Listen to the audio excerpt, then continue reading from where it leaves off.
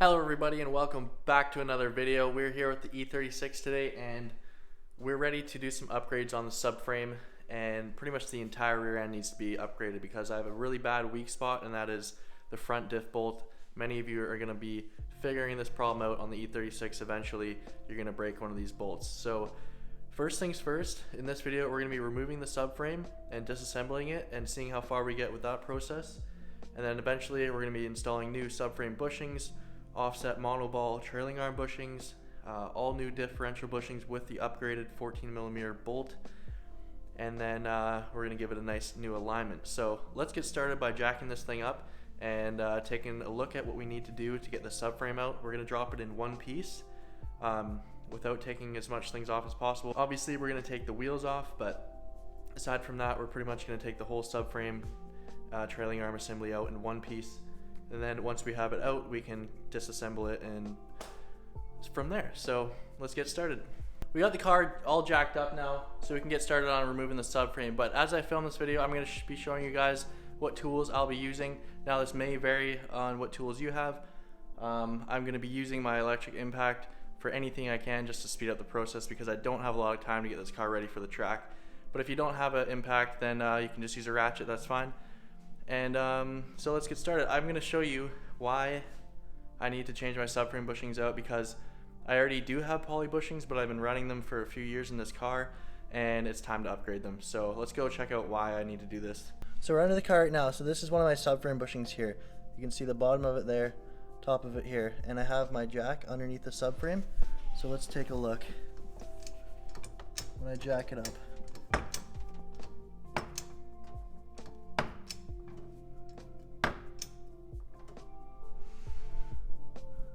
look at that.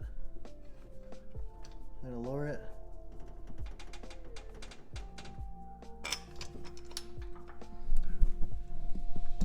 So I know that was a bit hard to see, but it's also hard for me to do this by myself, but this has just got a whole lot of movement. So these bushings are totally clapped out and they need to be changed, because since I'm having so much movement in my subframe and my diff and stuff, it's definitely not helping the fact that I keep breaking diff bolts, which is that bolt right there. And we'll get to that at some point here, but let's for now get the subframe dropped. Alright, so what I've just done is I've dropped my exhaust and then I just pushed it over there because it's actually on flex joints up where it joins to my headers, and I was able to just push it to the side over here. That way it gives me enough room to drop my subframe. I don't actually have to fight getting this off of the slip joints on my headers because it's been on there a while and it's kind of rusted on there. So I don't want to deal with that right now, but if anyone's been wondering how I set my exhaust up, it's basically eBay headers, E36 M3 midsection with the H pipe, all the way back to the little resonator, which is where I cut it off, and I made custom pipes going to two just like random mufflers that I had, and that's my exhaust. So now that I have that out of the way, we can go under here, and what we need to do now to get the subframe kind of separated from the car is going to be the drive shaft is next, and that's going to be our 18mm 4 bolts holding the drive shaft to the differential. So let's get that undone.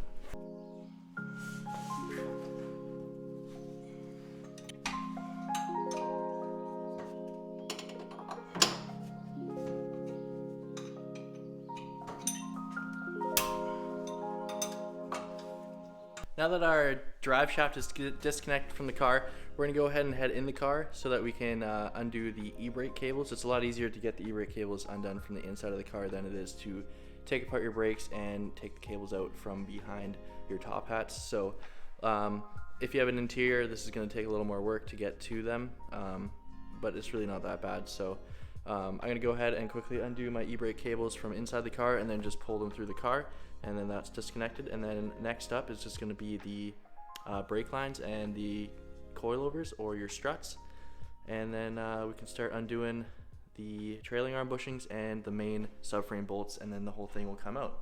This is going to be a 9mm and then also a 12mm.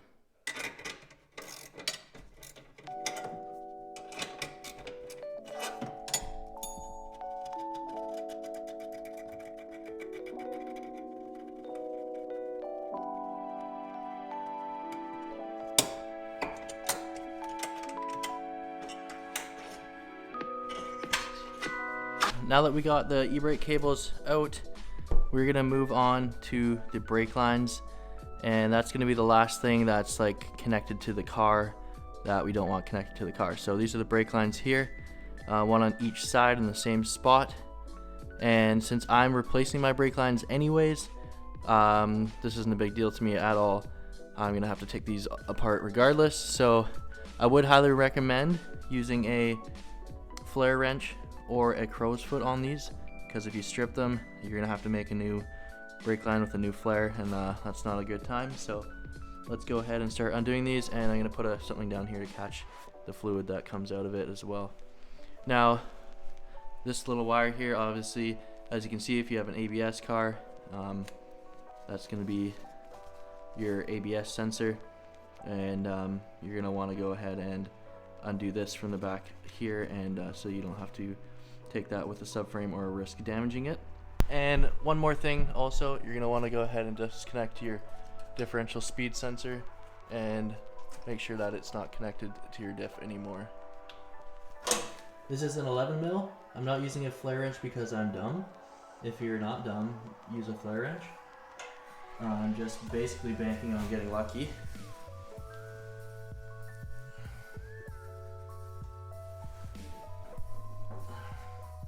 Not working out so far. Oh, there we go, we're lucky. This is disconnected. This little bracket kind of just lifts up, and you can see it's disconnected now. And you can go ahead and go underneath. And drop your camera. Fuck. And I'm just gonna go ahead and stuff this piece of rag in behind here to stop it from dripping down onto the floor.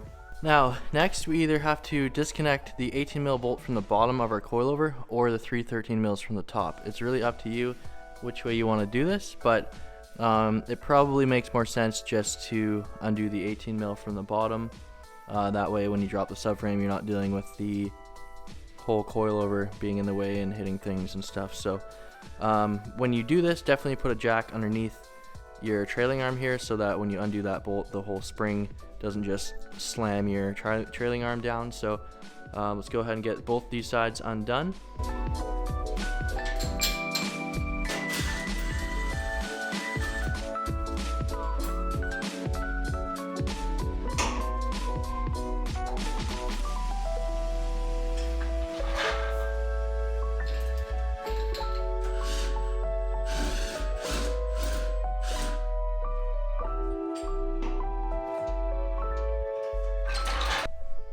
Well, now all we have left to do is both trailing arms and the 4 subframe main bolt bushings. Bushing the things that hold it all together. This is our trailing arm bracket, and each one of these bolts here are 18 millimeters. So we're gonna go ahead and undo those and drop those out of the pockets. If you want to keep your alignment the same as where you had it before, I'm changing mine up, so you can mark these to make sure that you don't move your alignment and put it back in the same spot as you had it before. Wow, that almost fell right on my phone and broke it.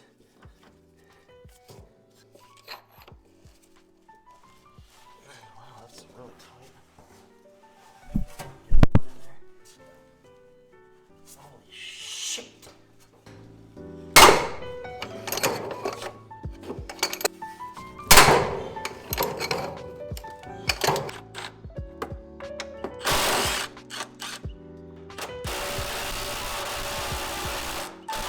I'm just gonna move my phone for the last one so I don't accidentally break it. And one trailing arm out.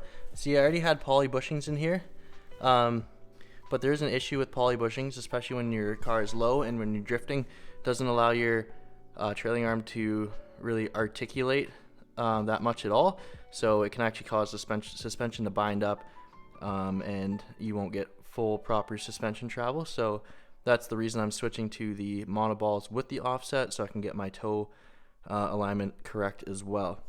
So let's go ahead and pop the other one off. Oh, this is in a rough shape now.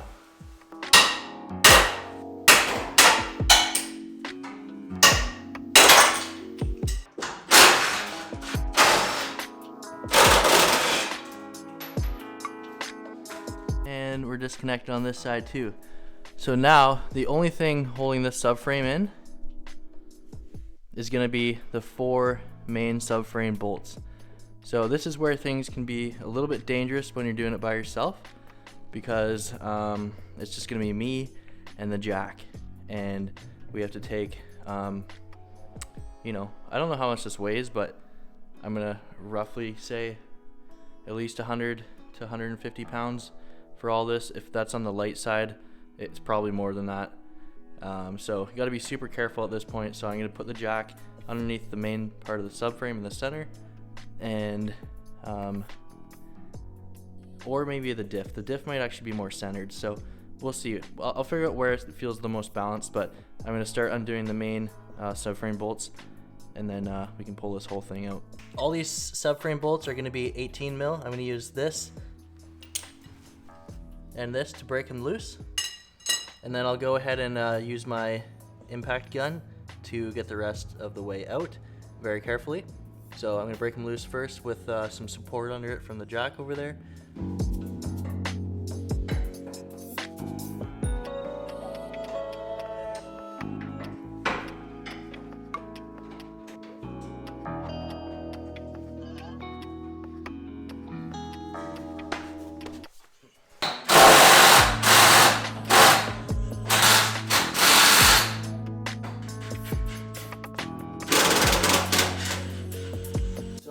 Pressure on the jack pushing up, so it's pushing the whole subframe up and holding it in place right now. Where it's going to be a little bit tricky, so everything's disconnected, and now I can just lower this and hopefully not destroy my things.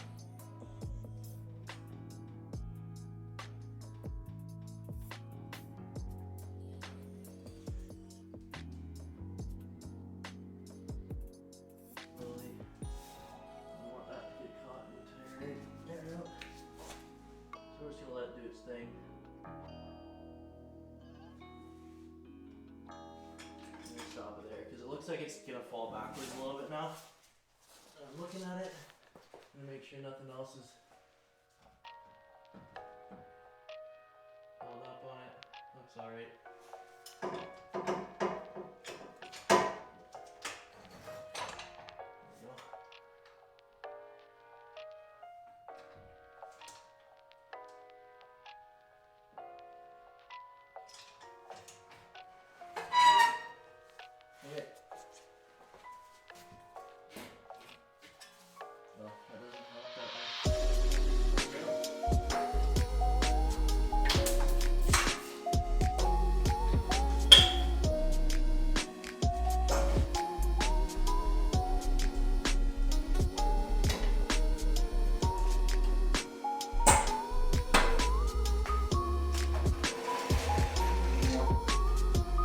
And that's it. The subframe is officially out. So I'm just gonna move some things around and get this into a position over here where I can work on it a little easier. But so I don't think I'm supposed to be able to just do it that easily. We'll see when we put the new bushings in, but it just seems like there's a little too much play there. These ones seem a bit tighter, but still not convinced. Oh, never mind. That's not that tight. That came out really easily. So my guess is that these bushings are just to the point where they are worn out too much to continue on living in my drift car. Alright, we got the subframe moved over here where I can work on it a little nicer, and what we're gonna do is we're gonna go take a quick look underneath my car and just see how she's looking. So as you can see, I already have the reinforcement plates welded in this car. Did that when I first pulled my subframe out, but if you see this right here, this big old divot here, that is from my diff bolt breaking and then not really realizing it and keep drifting laps, and every time I do a clutch kick or go on and off throttle, my diff would just move and just whack and whack and whack while it's spinning, and it just keeps digging a hole into the car there. So that's a problem that I am going to be fixing permanently here, and that issue comes from this differential bolt breaking. Now as you can see, my bushing looks pretty blown out, so that's part of the problem. These being so loose that I can just pull them out part of the problem. These center things are probably also worn out, part of the problem. These aren't that hard compared to the new ones I have, but these, like, I don't think I should just be able to pull them out like that. So not ideal, but super nice because getting stock ones out is a nightmare. So actually really happy that these come out nicely, even though they've most likely been part of the problem on why I keep breaking this bolt. So we're solving this issue hopefully for good by using the Condor Speed Shop upgraded 14 millimeter diff bolt bushing, which is a bigger hole to run a bigger bolt, so it will hopefully not break. Plus, with all these brand new bushings, we got subframe bushings, we got all the differential bushings, and we got the NerpTech monoball offset trailing arm bushings as well, along with front and rear braided brake lines. So we're gonna be installing all this. I was actually gonna like fully take all this apart and clean it and paint it and make it all brand new looking, but I don't have time. I want to get drifting this year. It's the last season that my track is open, so I am just gonna replace the bushings on the diff, the trailing arms, the subframe, upgrade that diff bolt, and put it all back in, and not worry about it being clean and painted because it's gonna get dirty anyways. So now that I got all that stuff out of the car, I'm gonna go ahead and remove all the old bushings and then get it all cleaned up for where I am ready to install the new bushings, and install the new rear brake lines since it's all out and a little bit easier to access. And then we can go ahead and throw it back in the car.